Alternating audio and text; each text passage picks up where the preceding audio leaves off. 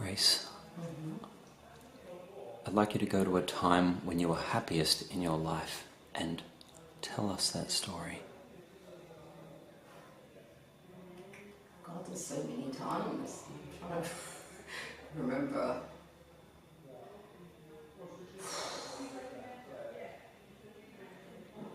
I'm trying to think of a good story. I mean, I'm generally quite a happy person anyway, you know, so I can always find moments of happiness.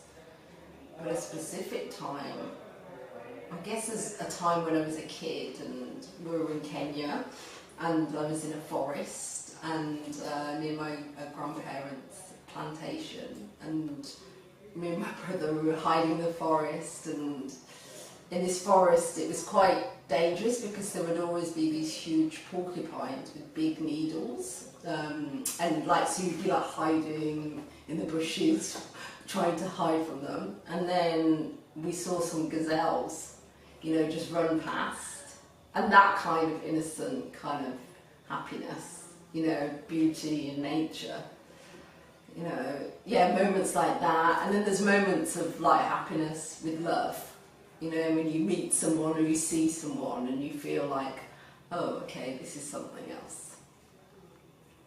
So, yeah.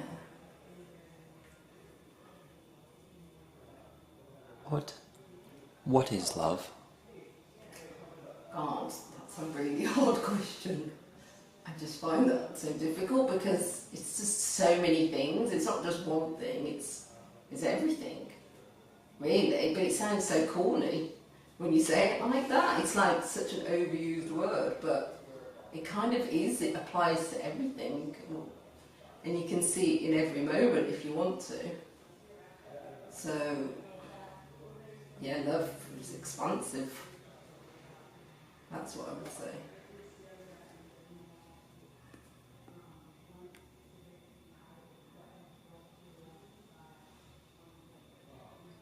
Tell me what being an artist means to you. Yes, being an artist, well, it's kind of about freedom. You know, you're free to think where you want to or think outside the box. For me, I love to invent concepts and ideas, even since I was a kid. You know, I always felt like I was more philosopher, inventor. I love to think about the ways that we see things. So I feel like I'm here to change people's perceptions of things and to work on our ways of seeing.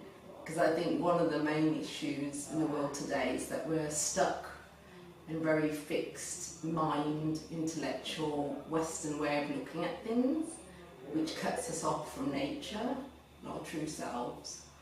And so I feel like my job is to kind of bring that back. So yeah, for me, being an artist, yeah, it's definitely freedom. It's connected to travel, to meeting people from all over the world, you know. It's like inner travel and outer travel. So, yeah.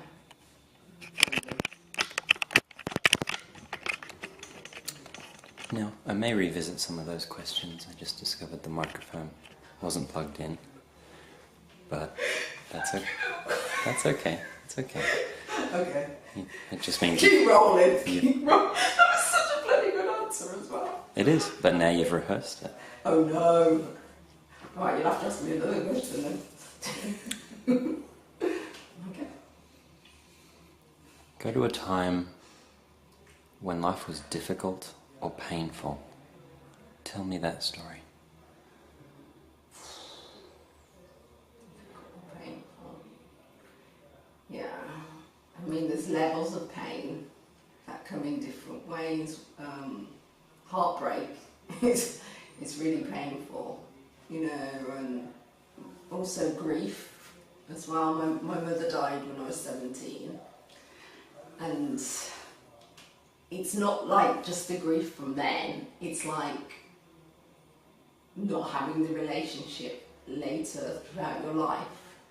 But because, like I was saying, I understand and have a connection to something bigger, you know, that's really helped that. But yeah, grief is, there's different forms of grief, different losses, and I would say, obviously, losing your own mother, that's like a fundamental thing, you know, feeling lost, feeling abandoned, feeling you're afraid for your own security, you know, feeling a fear of not existing, you know, it's really, and in that time as well, so that happened when I was 17 and I was doing my A-levels, so I was really focusing on studying as well, and I had this double life of being in college and trying to, you know, boys, you know, friends, work, homework, and then at the same time going home and, you know, helping my mom and like really living like this double life and not really talking about it to anyone until really the last few months. I think I told one or two friends. And then after that, after my mum died, we took her to Kenya, her body and stuff, but I was still studying in England, so I was in England and I was staying in the house, you know, and that was really weird, you know, because a teenager in a house anyway, alone, you know, you get up to all sorts, but like when you've been through all these experiences in your own house, you know, of illness and, you know, things like that, that was a hard summer, I have to say. Like of many different contrasts, because it's also a coming of age period where you're learning, you know, it was the first time I went to Glastonbury Festival. It was the first time, you know, I made out with a certain type of guy, you know. So some of the best things happened, at the same time the worst things were happening as well.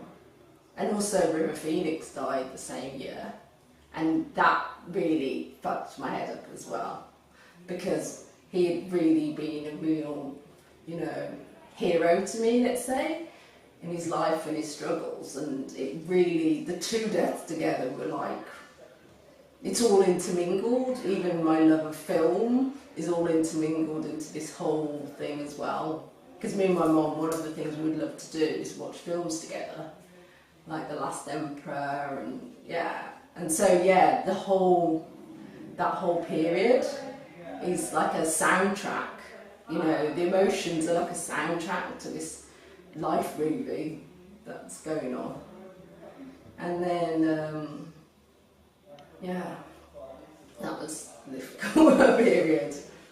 And then, other difficult periods, a few years later, like the first real boy that you fall in love with, we met in Prague, and he was Dutch, and we had like a relationship because he was living in Amsterdam and I was studying textiles in England, so we'd go back and forth, and then I moved to Amsterdam for a few months, and then during our relationship his dad got ill with cancer and died, and this really, you know, this was too much. Not just for me, for him. I was still grieving. I hadn't even begun dealing with my own mum's grief, and then this, and it was really, you know, death, love, sex, everything together, you know. And then 10 years later we tried to get back together, we met up, but one of the sticking points was still that for him, even though he'd like obviously moved on and stuff in his thinking, was that I still reminded him of that pain. And I think it was because of our different ways of healing, because I had dealt with mine through counselling and meditation and yoga and believing in something bigger, and he was like a science brain, so he'd gone down that route.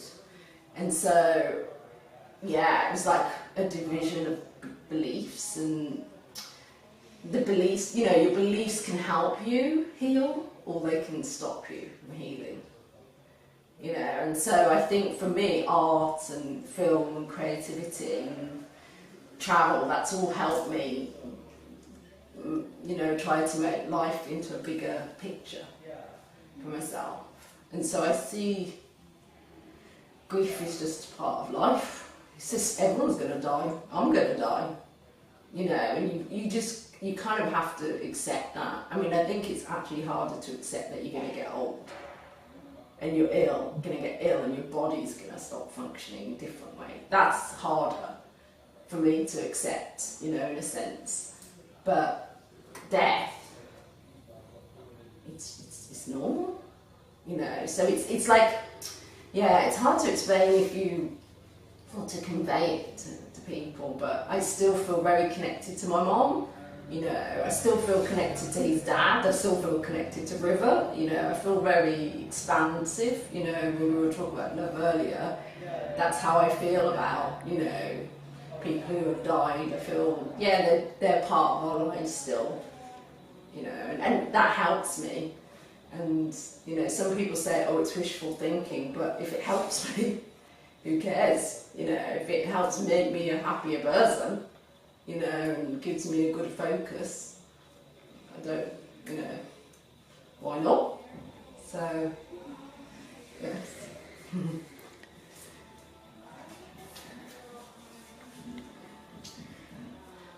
There's a young woman watching this video on YouTube right now.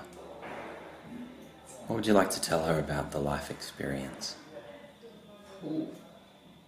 Oh. Hold on, it's going to be a roller coaster. The things that you want probably won't work out. Things that you don't care about do work out. I mean, you can't plan it. You can't think, you know, like I know I wouldn't have become an artist. Well, probably not if my mom had lived. There was something in the fact that she died at that age when you're just deciding what to do with your life, to go to university. It was like a fulcrum. I mean, it changed everything. Because before then, I just wanted to go travelling, you know, and after then, I don't know, something happened where I was like, oh, it's hard to explain it. I mean, it's not a logical process, but it felt like a path opened up that wasn't there before. And that path is my life. And that will happen to you. You know, you will end up somewhere where you don't expect to. I didn't expect to end up in Los Angeles, you know, being interviewed for this show. You know, so it will all work out, but you can't plan it, and you can't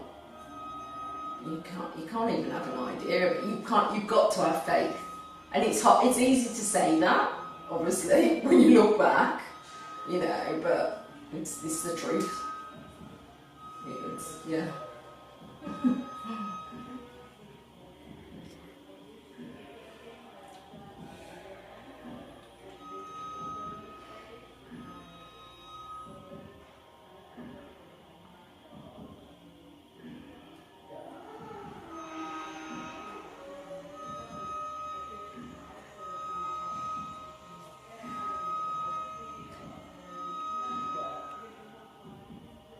Thank you. Thank you so much. Thank you.